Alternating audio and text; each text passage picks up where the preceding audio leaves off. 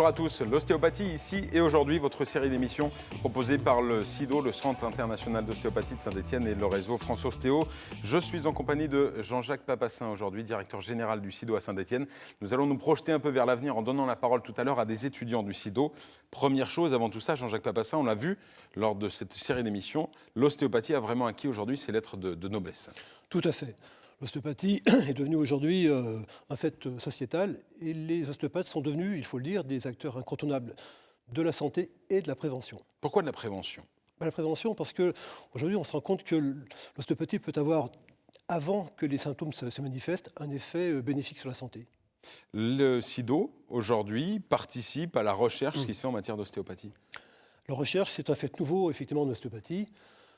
Les différentes écoles du groupe France Ostéo et bien sûr le CIDO sont équipées d'un pôle recherche qui participe par la réalisation d'études qu'on appelle multicentriques au développement de l'ostéopathie et à son intégration dans le monde de la santé. Et tous les champs du possible sont ouverts. On l'a vu dans cette série d'émissions, qu'on s'adresse aux sportifs, aux nourrissons, aux enfants, aux salariés. Tout le monde peut être concerné. Absolument. Et ça, c'est bien sûr un des effets bénéfiques de la recherche qui permet d'ouvrir de nouveaux champs d'action thérapeutiques pour répondre d'ailleurs à une demande croissante et surtout à une profession qui est en pleine expansion.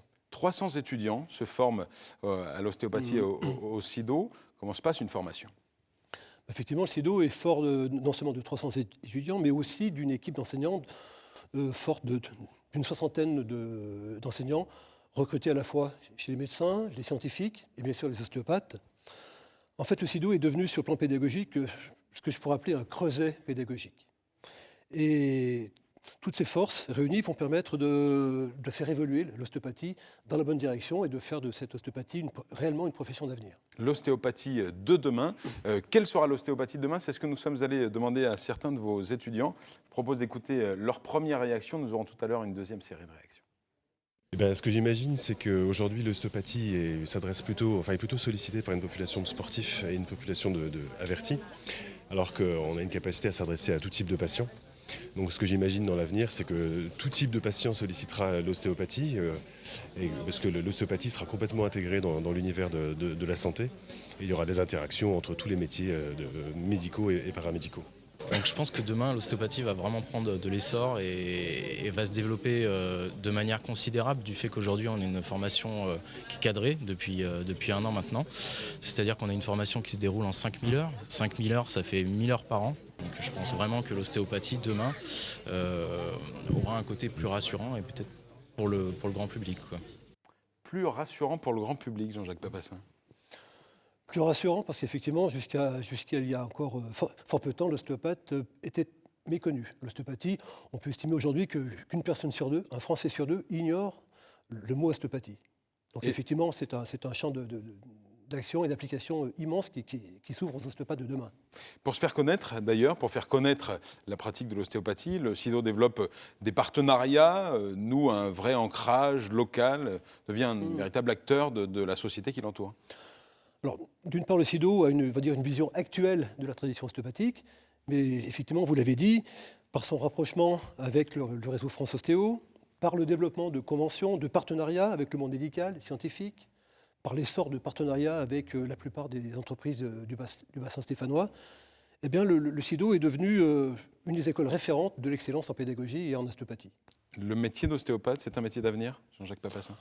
Écoutez, si vous le dites, en tout cas, les chiffres flatteurs qui sont fournis par les enquêtes d'insertion de nos jeunes ostéopathes démontrent que les valeurs de travail, de rigueur et de confiance qui sont développées au CIDO forment et formeront les ostéopathes et l'ostéopathie de demain. Je propose de revoir d'autres étudiants du CIDO. Très volontiers. Moi, j'imagine l'ostéopathie avec une pratique sécuritaire et surtout en collaboration avec d'autres professions médicales.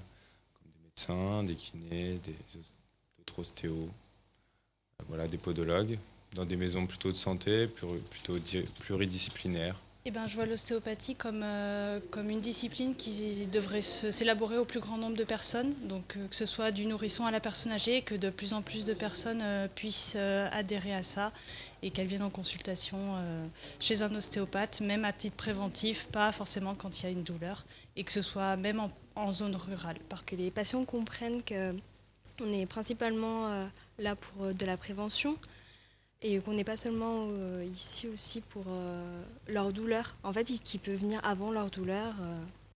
Voilà, je crois que tout est résumé dans ces propos-là. Un ostéopathe intégré dans sa société et de l'ostéopathie de prévention avant la douleur. Voilà, on peut dire une nouvelle jeunesse pour l'ostéopathie, fondée à la fois sur une pédagogie irréprochable, sur une recherche également irréprochable, et bien sûr sur les forces vives de ces étudiants qui nous font le bonheur et la fierté de nous faire confiance. Merci beaucoup Jean-Jacques Papassin, directeur général du Centre international d'ostéopathie à Saint-Étienne pour cette série d'émissions L'ostéopathie, ici, aujourd'hui et puis demain. Merci à vous de votre fidélité et à bientôt.